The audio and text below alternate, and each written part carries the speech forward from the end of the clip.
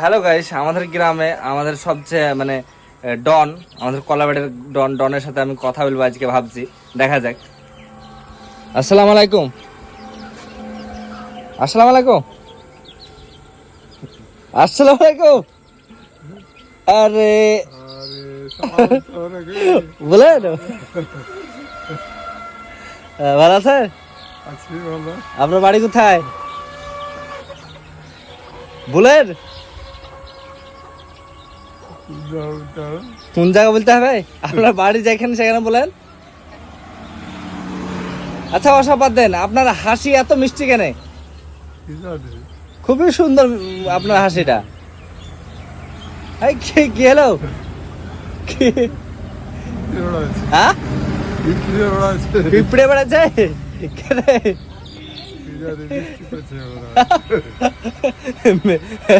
আপনার শরীরে মিষ্টি আছে? ভালো লেগে পিঁপড়ে বেড়াচ্ছে, ভালো লেগেছে। তা আচ্ছা, আপনার দাড়ি এই যে একটা দুটো পাকতে লেগেছে, কি ব্যাপার? আপনার বয়স কত হলো? 15? 10 আছে? আল্লাহ, এত অল্প বয়স আপনার? হ্যাঁ, বিশাল অল্প বয়স। তো দাড়ি পাকতে লেগেছে যে? পাকবে 10 বছর বয়সে দাড়ি পাকতে লেগেছে? মানে বয়সটা 10 বছর হলো